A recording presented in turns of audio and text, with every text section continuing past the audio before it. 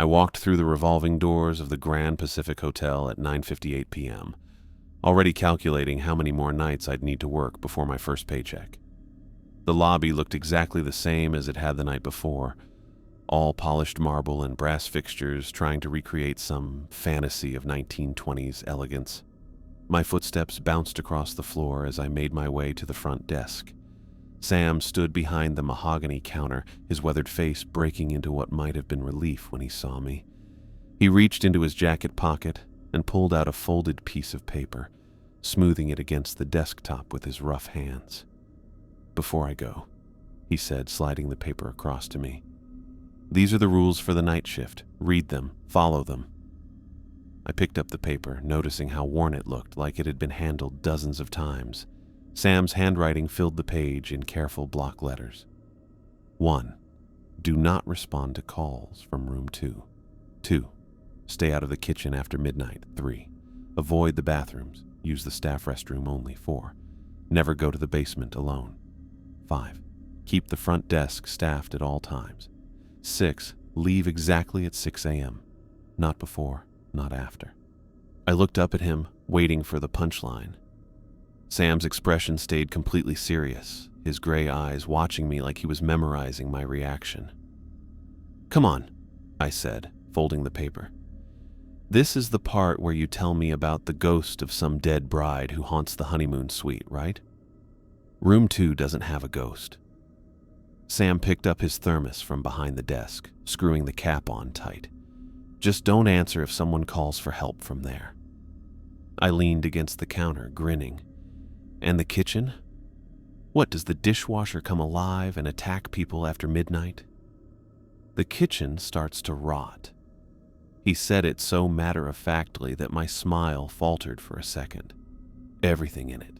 Food, surfaces, air. You'll smell it before you see it." "Right." I shoved the paper into my blazer pocket. "And I'm guessing the basement has what, zombies? Vampires?" "Just one man. Very polite. Don't go down there alone." Sam walked around the desk, adjusting his jacket collar. "The bathrooms, those are harder to explain. Use the staff restroom behind the office. It's safe." I followed him toward the entrance, still trying to figure out if this was an elaborate hazing ritual. The hotel seemed so utterly normal. The soft buzz of the heating system, the faint smell of the lemon cleaner they used on the floors, the way the chandelier crystals caught the light. A place like this having supernatural rules felt like a bad movie plot. "You're really committed to this bit," I said as Sam paused at the revolving door. He turned back to me, and for the first time since I'd met him, his expression got softer, almost like pity. "You'll learn. They all do. Just try to follow the rules, Daniel. Makes the night easier." Then he pushed through the door and disappeared into the Portland drizzle, leaving me alone in the lobby. I walked back to the front desk, shaking my head. The whole thing had to be some tradition they did with new employees. Scare the fresh meat. See if they'd quit after a few nights of jumping at shadows. Well, I needed this job too badly to fall for it. The next hour and a half passed without incident. I organized the guest registration cards, arranging them alphabetically in the wooden file box. Checked my email on the old desktop computer, waiting forever for each page to load on the hotel's terrible internet connection. Wiped down the marble countertop, even though it already looked bright. The old clock on the wall behind me ticked steadily, its brass pendulum swinging back and forth with hypnotic regularity. A couple came through around 10:45, asking about late checkout for tomorrow. I found their reservation in the system and made the note, printing out a new confirmation slip for them. They took the elevator up to the 4th floor, and the lobby returned to its cathedral-like quiet. I pulled out my phone, scrolling through social media to pass the time. My college friends were posting pictures from some bar crawl downtown. Part of me wished I could be there instead of sitting behind this desk, but rent wasn't going to pay itself. The night shift differential made this job worth the boredom. The heating system cycled off, and the lobby grew even quieter. I could hear the rain picking up outside, drops spattering against the tall windows that flanked the entrance. A few cars passed on the street, their headlights sweeping across the glass doors before disappearing. I found myself looking at the rule sheet again, smoothing it out on the desk. Sam's handwriting was so careful, so deliberate, like he'd wanted to make absolutely sure every word was readable. The paper itself felt old, softened by handling with yellowed edges and a coffee stain in one corner. How long had he been carrying this around? The phone rang, making me jump. I grabbed the receiver, putting on my professional voice. Grand Pacific Hotel, this is Daniel. How may I help you? Yeah, hi. A man's voice, slightly slurred. Room 308, can you send up some extra towels? Of course, sir, I'll have those brought up right away. I made a note on the housekeeping request pad and hung up. Normal hotel stuff. See? Nothing supernatural about any of this. At 11:15, I decided to do a walk around the lobby, stretching my legs. The furniture groupings looked like museum pieces. Velvet chairs and carved wooden tables that probably cost more than my car. Oil paintings of Portland's early days hung on the walls. All men in top hats and women in bustles staring down at me with stern expressions. The whole place felt like it was trying too hard to be sophisticated. I paused at the entrance to the hallway that led to the kitchen and service areas. According to Sam's rules, I had 45 minutes before that became off limits. Not that I believed any of it, but I found myself checking my watch anyway. Back at the desk, I flipped through the guest registry. We were at about 60% capacity tonight. Decent for a Wednesday.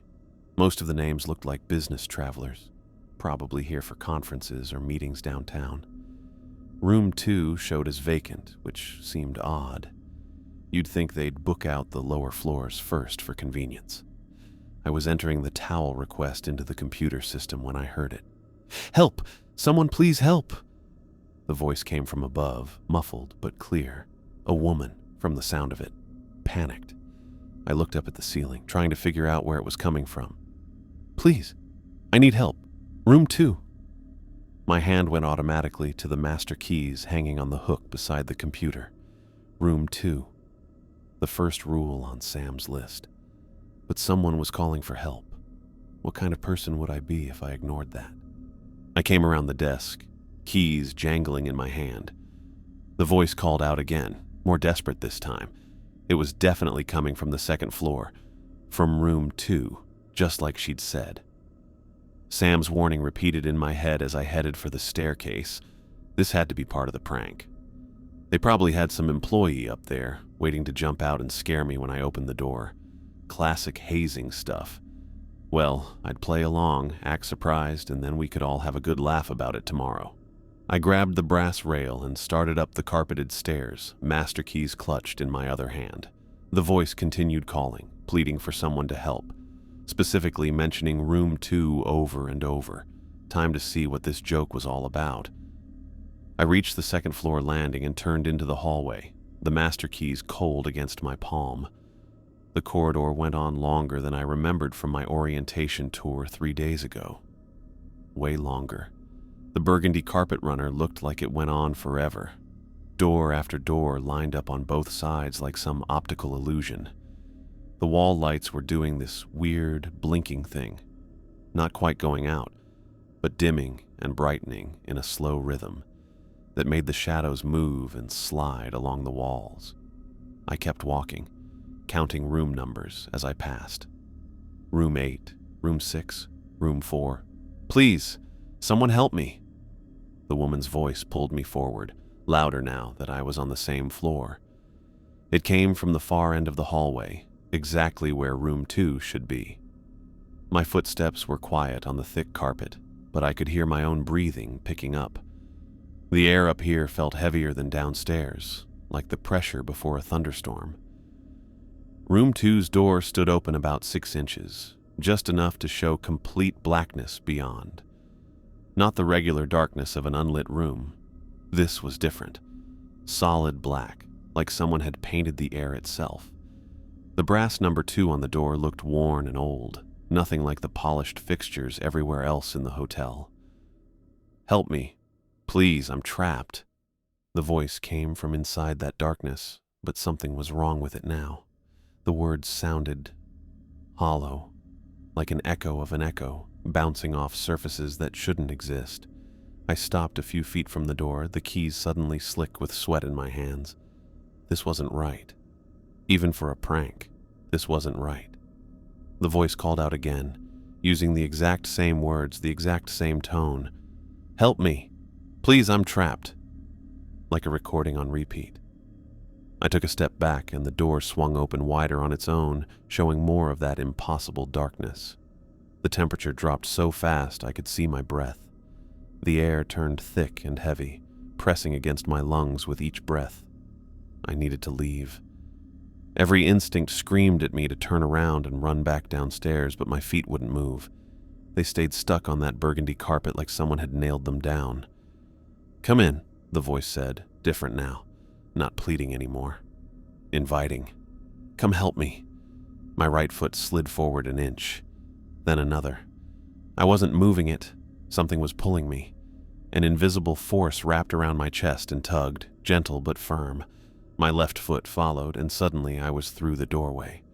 The door slammed shut behind me with enough force to rattle the walls, pitch black, complete darkness that my eyes couldn't adjust to because there was nothing to see. The pulling feeling got stronger, dragging me deeper into the room. My shoes scraped across what felt like wood flooring as I tried to dig in my heels, but whatever had hold of me was stronger. The air got thicker with each step, coating my throat like oil.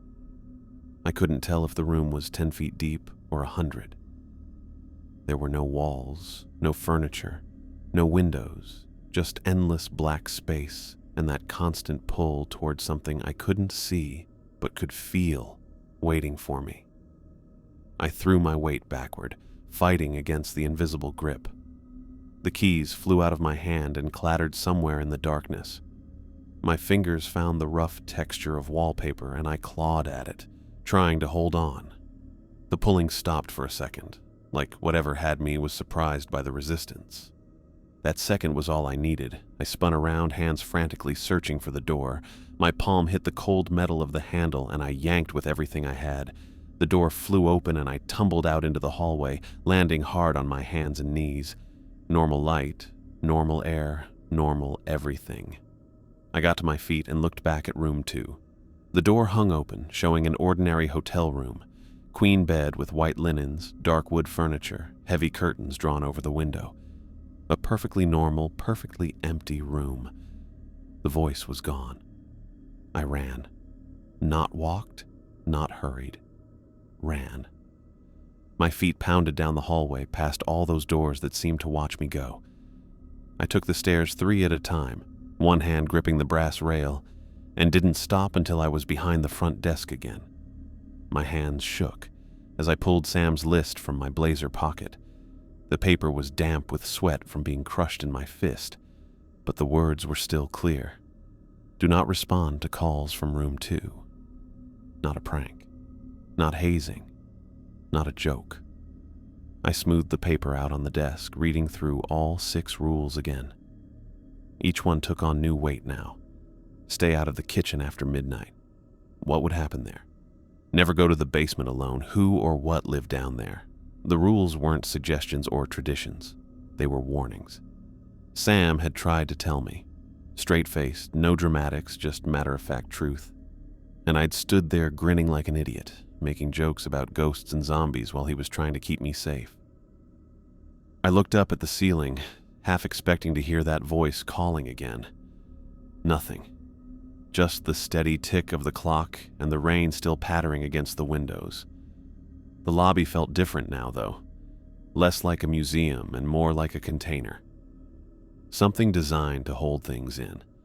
My cell phone showed 11:47 p.m., 13 minutes until midnight when the kitchen became off limits, 4.5 hours until my shift ended, 4.5 hours of following rules I now knew were deadly serious.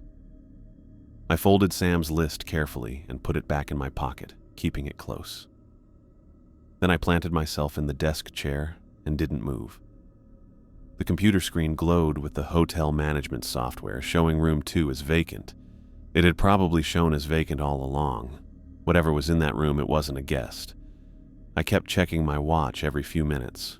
1:47, 1:52, 1:58. The seconds crawled by like they were moving through molasses. My leg bounced under the desk, a nervous habit I couldn't shake after what happened in room 2. The master keys sat in the top drawer now. I'd found them on the second floor landing when I finally worked up the nerve to go get them around midnight. Quick trip up, grab the keys, don't look at room 2's door. Simple. 2 a.m. 4 hours left on my shift. 4 hours of sitting here, jumping at every creak and groan this old building made. The lobby had gone from feeling like a museum to feeling like a cage. Safe, maybe, but still a cage. I pulled out Sam's list again, unfolding it on the desk. The paper was getting soft from all the handling, and I'd already memorized every word. My finger traced down to rule number 2. Stay out of the kitchen after midnight. 2 hours past midnight now. The room 2 thing could have been some kind of hallucination. Carbon monoxide leak, maybe. Or a gas pocket that caused weird pressure changes and made me see things. There had to be some logical explanation for that darkness, that pulling sensation, that voice that went from desperate to mechanical to hungry. But the kitchen? That was just a kitchen. I'd seen it during my orientation. Industrial-grade equipment, walk-in cooler, prep stations. Nothing supernatural about stainless steel and floor drains. I stood up, then sat back down. Stood up again. What was I doing? I'd already learned this lesson. The rules were real. Room 2 had taught me that in the worst possible way. But some part of my brain kept insisting there had to be limits to this madness. The hotel couldn't be completely overrun with supernatural dangers. Some of these rules had to be precautionary, like those wet floor signs they put out even when the floor is barely damp. My feet made the decision before my brain caught up. I walked around the desk and headed for the service corridor, each step feeling like I was walking through quicksand. The hallway that led to the kitchen and other back-of-house areas was lit by those harsh fluorescent bulbs that made everything look washed out and gray. I passed the laundry room, quiet at this hour. Then the employee break room with its old coffee maker and mismatched chairs. Normal hotel stuff. See?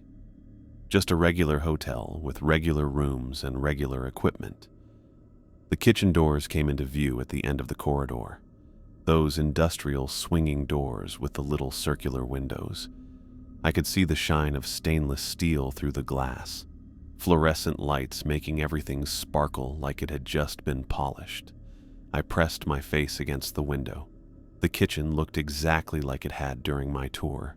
Prep tables lined up in perfect rows, hanging pots and pans, the massive gas range with its 8 burners, the walk-in cooler buzzing away in the corner, clean, organized, ready for the morning prep crew. My hand found the door, just a quick look, in and out. If something started happening, I'd run. I'd learned that much from room 2. When weird stuff starts, you don't stick around to investigate. I pushed through the doors. The smell hit me first. Lemon-scented cleaner mixed with that particular metallic scent you get in commercial kitchens. Normal smells, safe smells. I took 3 steps inside, letting the door swing shut behind me. See? I said out loud, my voice echoing off all that stainless steel. Just a kitchen. That's when the lemon scent went bad. It turned sour in my nose, like milk going bad, but worse. Much worse. The bright overhead lights blinked once, then came back on, but they looked different. The white fluorescent glow turned yellowish, like old newspapers. Brown spots showed up on the white subway tiles covering the walls. Just a few at first, penny-sized stains that looked like water damage. Then they spread. The brown got darker, turning black, creeping along the grout lines like veins. The tiles themselves started to crack, thin lines spreading across their surface like spider webs. The stainless steel prep tables began to change. Rust spread across their surfaces in fast-forward orange and brown patches, eating through the metal. Screws came loose and fell out, hitting the floor with tiny pinging sounds. One table leg gave out, sending the whole thing tilting sideways. I backed toward the door, but I couldn't look away. This wasn't like Room 2's aggressive darkness. This was decay. Time itself was wrong in here, sped up beyond any natural law. The smell got worse. That sour milk stench mixed with rot, mold, and something else. Something organic and wet. I heard the walk-in cooler's compressor stutter and die. Through its small window, I could see packages of meat turning green, then black, then melting into puddles. Mold crept across the ceiling tiles like storm clouds forming. Black and green patches spread outward from the corners, meeting in the middle where they formed thick, furry colonies. Drops of condensation, or something worse, began falling from the infected tiles. The floor tiles under my feet cracked, not small breaks like the walls, but deep splits that showed dark spaces underneath. The grout crumbled to powder. Something that might have been a cockroach, but was too large and moved too wrong, ran out of one crack and disappeared into another. An overhead light fixture fell, swinging by its wiring like a hanged man. Sparks showered down where the wires pulled loose.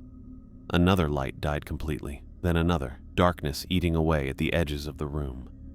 The gas range was collapsing in on itself, burner grates falling through as the metal supports rusted to nothing. Cabinet doors hung at broken angles, showing dishes covered in mold so thick it looked like fur coats. The industrial dishwasher made a grinding sound and threw up black water across the floor. I reached behind me, found the door handle.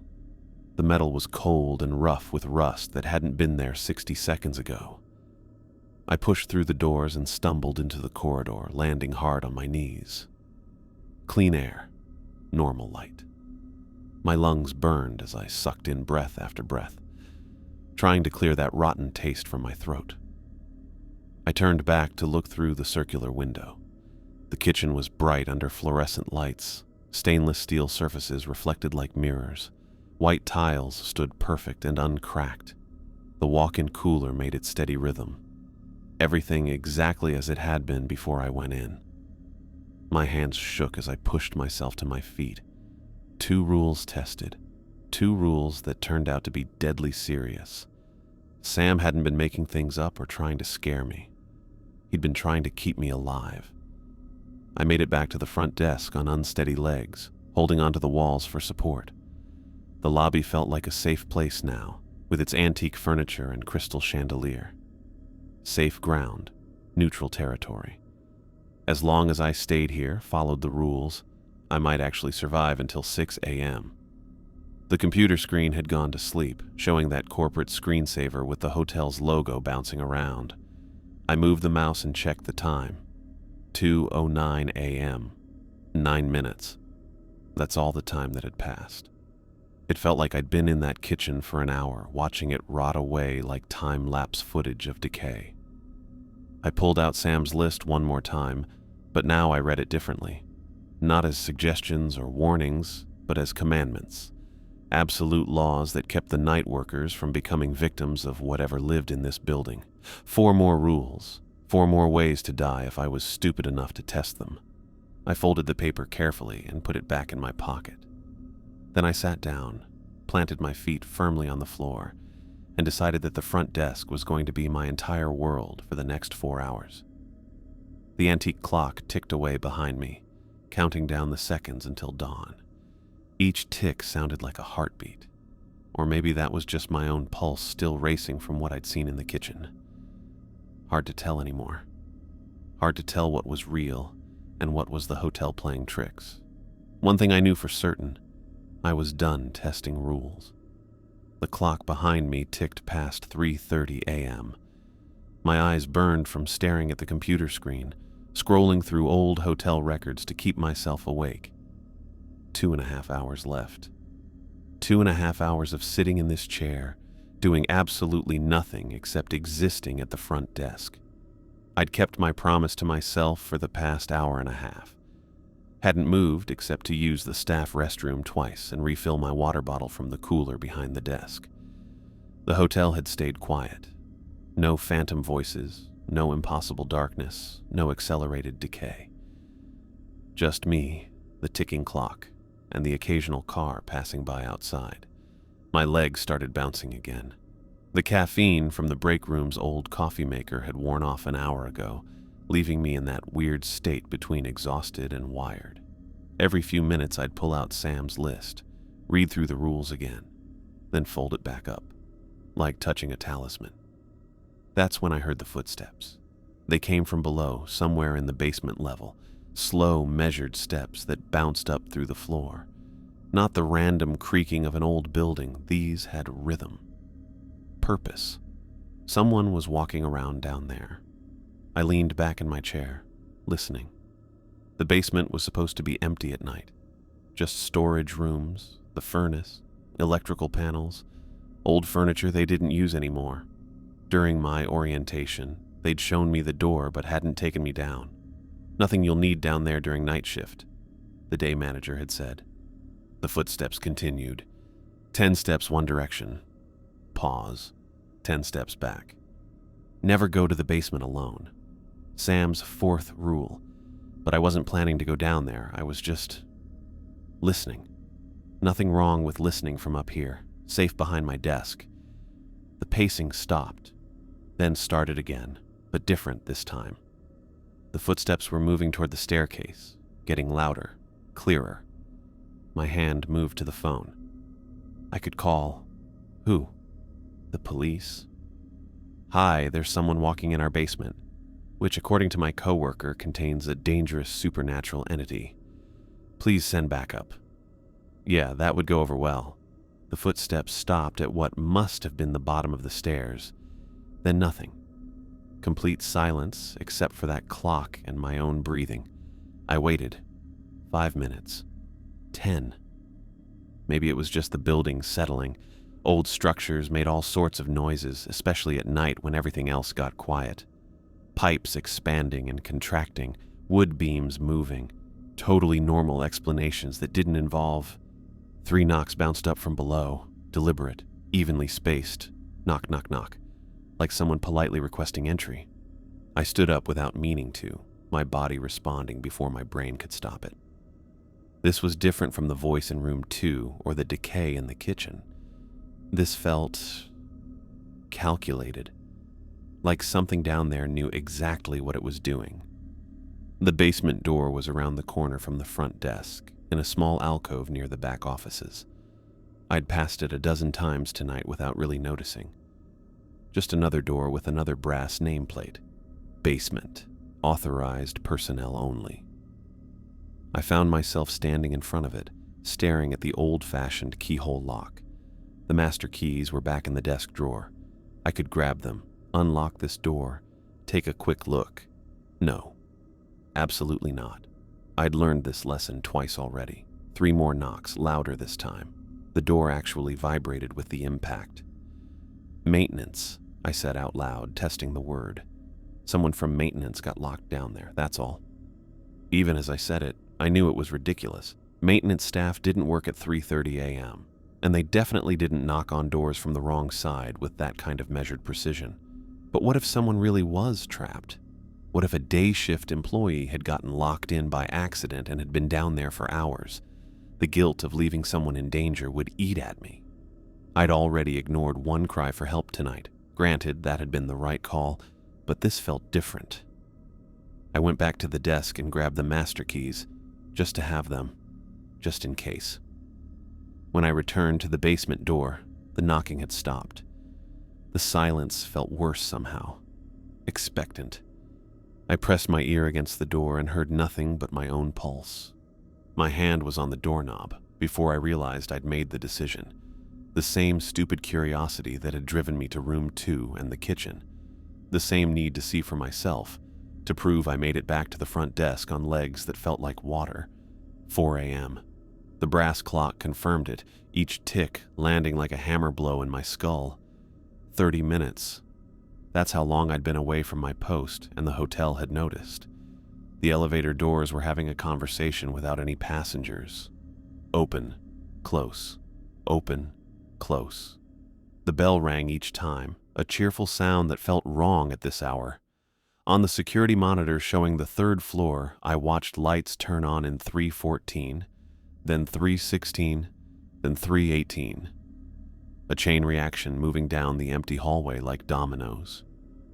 No one was up there. I checked the guest registry. Those rooms were vacant. I dropped into the desk chair and held the armrests until my knuckles went white. Above me, footsteps crossed from one end of the building to the other. Not the measured pace of a guest heading to the ice machine, but something heavier, more deliberate. The chandelier crystals made soft sounds from the vibration. The computer screen went in and out. The hotel management software was doing something strange. Room statuses changing from vacant to occupied and back again, like the building was breathing. I watched room 2's status blink. Vacant, occupied, vacant, occupied. My stomach turned over. Another set of footsteps started up on the second floor, moving in the opposite direction of the first. Then a third on the fourth floor, circling. The hotel had woken up while I was gone, and now it was restless. I pulled Sam's list from my pocket with shaking fingers. Rule 5 stared back at me. Keep the front desk staffed at all times. Such a simple instruction, so easy to follow if you just stayed in your chair and didn't let curiosity drag you into the building's darker corners. The phone rang. I almost knocked over my water bottle reaching for it. Front desk, I managed. Hi, sorry to call so late. A woman's voice, tired but real, human.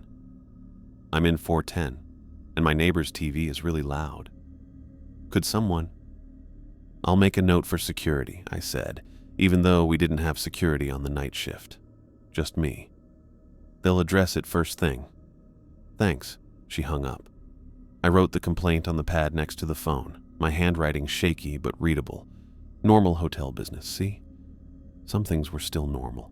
Some guests were just people trying to sleep, annoyed by loud televisions that actually existed. The elevator had gone quiet. I looked at the monitor and saw it waiting on the third floor, doors closed, behaving itself. The lights in the vacant rooms had turned off. Even the footsteps above had gone away. The hotel was settling, like a dog that had gotten excited when its owner left but was calming down now that they'd returned. I kept my hands flat on the desk, afraid that if I left this spot again, I'd set it all off worse than before. 20 minutes went by slowly. The only sounds were the clock, the rain against the windows, and the low buzz of the heating system. My eyelids felt heavy. The coffee had worn off completely, leaving me in that dangerous zone where micro-sleeps threatened to pull me under. I bit the inside of my cheek, using the sharp pain to stay alert. At 4:30, I noticed something on the security monitor for the lobby. A person at the far end, just at the edge of the camera's range. Tall, wearing what looked like an old-fashioned suit, standing perfectly still. I leaned forward, squinting at the grainy image. The person didn't move, didn't change weight or adjust posture or do any of the tiny things living people do when they think they're standing still. It just stood. I turned in my chair to look directly at that corner of the lobby. Empty, just the velvet chairs and carved wooden tables I'd examined hours earlier. But on the monitor, the person remained. My hand hovered over the phone again. Who would I call? Sam wouldn't answer. He was probably sound asleep, getting ready for his morning job. The police would think I was crazy. The day manager would fire me for making up stories. So I did the only thing I could. I turned the monitor off. The temptation to look back at that corner of the lobby was almost physical, like someone tugging at my collar. But I kept my eyes forward, focused on the guest registry, the notepad, anything but that empty space that might not be empty at all. 5 a.m., 1 hour left. I pulled up Solitaire on the old computer, needing something mindless to occupy my hands and eyes. Click, drag, red on black, black on red. The cards made satisfying snap sounds as they moved into place. Anything to avoid thinking about what stood in the corner, watching me through electronic eyes I'd chosen to blind. My water bottle was empty. The cooler sat 6 feet away behind the desk, but requiring me to stand up, turn my back on the lobby. Such a simple thing that now felt impossible. My throat was dry as sand, but I stayed seated. The rules didn't say anything about staying in the chair specifically, but I wasn't taking any more chances. 5:15. The phone rang again. Front desk. Silence. Not dead air. I could hear breathing. Slow, patient breathing. Hello? The breathing continued, in and out, in and out. Steady like the footsteps in the basement, like the knocks on the door, like everything in this place that pretended to be normal but wasn't. I hung up. It rang again immediately. I let it ring 4 times before answering. Front desk. The same breathing, closer now, as if the caller had pressed their mouth right against the receiver. I hung up again and unplugged the phone from the wall. If any real guests needed something in the next 45 minutes, they could come down in person. 5:30. The home stretch. I let myself start gathering my things. My phone, my wallet, the car keys I'd shoved in my jacket pocket. Everything arranged on the desk in front of me, ready to grab at exactly 6 so. Sam's list went on top of the pile. Those 6 rules had saved me tonight, even if I'd been too stupid to follow them at first. Tomorrow, tonight, technically, when my next shift started, I'd follow them from the beginning. No curiosity, no testing, no leaving the desk. 5:45, 15 minutes. I started watching the clock secondhand, counting along in my head. The minutes dragged like hours. My body was shutting down, exhaustion pulling at every muscle, but adrenaline kept me upright. Almost there. Almost safe. At 5:50, I heard the revolving door move. Slow and deliberate, like someone taking their time entering the building, but no one appeared in the lobby. The door completed 1 full rotation and stopped. 10 minutes. Just 10 more minutes. At 5:55, I stood up. My legs protested, stiff from sitting for 2 hours straight. I stretched carefully, keeping one hand on the desk, afraid I might fall over if I let go completely. Everything was gathered, ready to go. All I had to do was wait for that clock to hit 6 haunts and walk out the door. Not at 5:59, not at 6:01.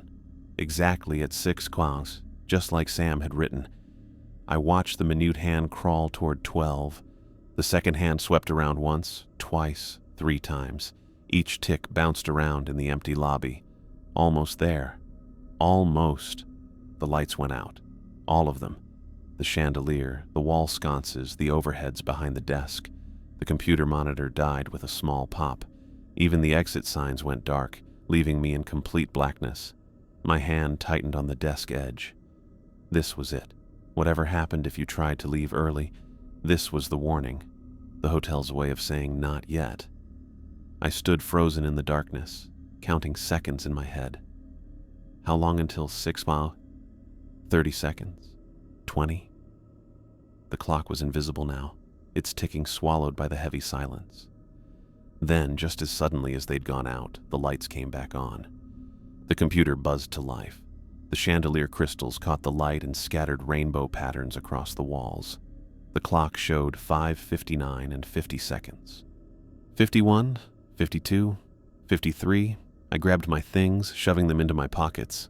56, 57, 58. I moved to the edge of the desk, ready to run. 59. The second hand completed its final sweep and landed on 12. 6 a.m. exactly. I walked toward the door, not running, not rushing, just walking like someone whose shift had ended and was ready to go home. The revolving door accepted me without resistance, delivering me into the gray Portland morning. I pushed through the revolving door at exactly 6 a.m., my legs carrying me into the cool morning air. The rain had stopped sometime during my shift, leaving the sidewalk dark with moisture and reflecting the streetlights that hadn't switched off yet. My car sat half a block down where I'd parked it 8 hours earlier, back when I thought this was just another hotel job. Portland was still asleep.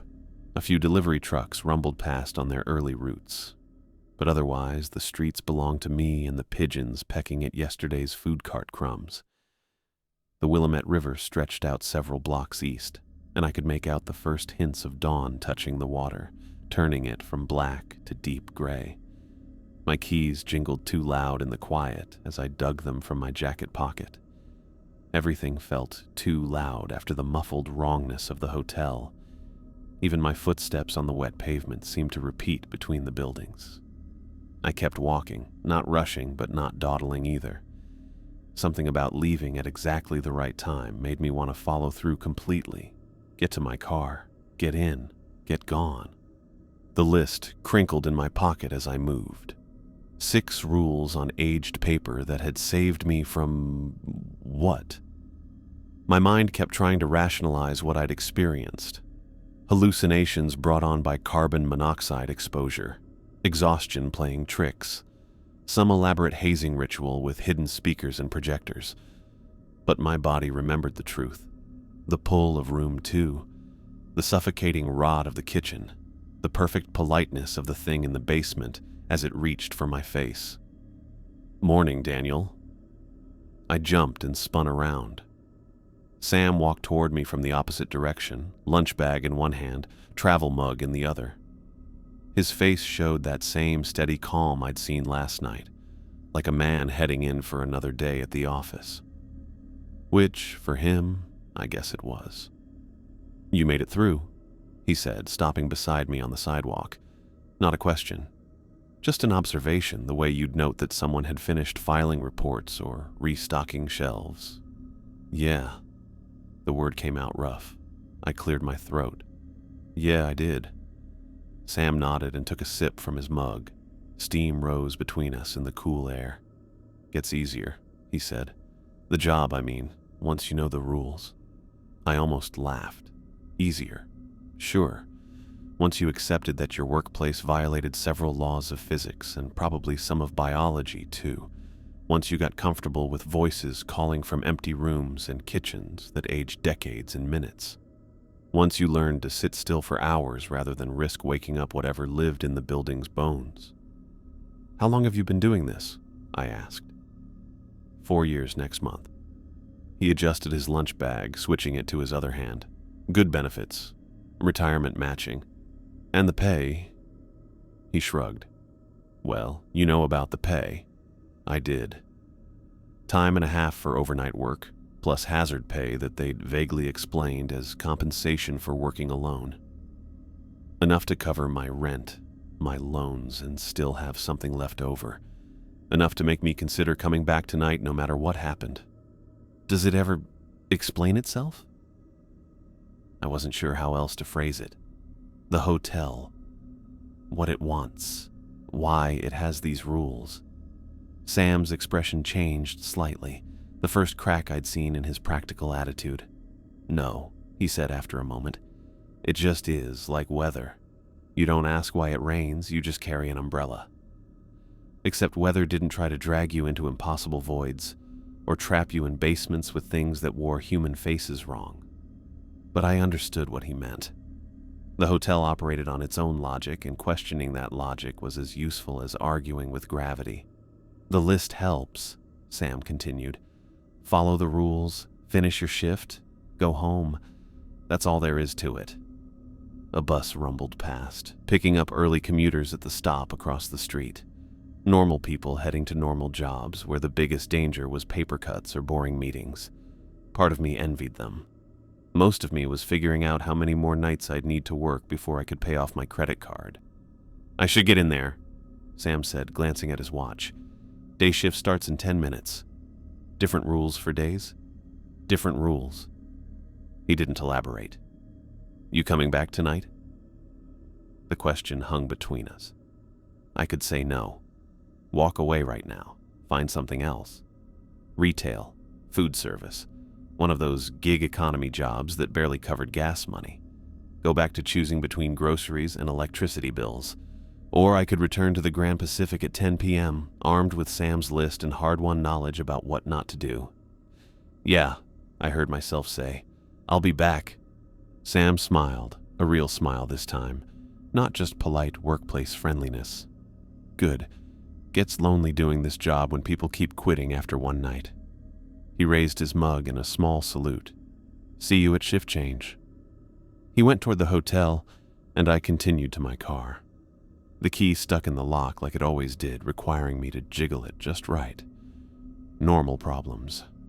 Fixable problems. I slid into the driver's seat and started the engine, letting it warm up while I sat there watching Sam disappear through the revolving door. In 12 hours, I'd make the same walk in reverse. Park in the same spot, probably. Push through those same doors. Sit at that desk with its old computer and its view of things that shouldn't exist.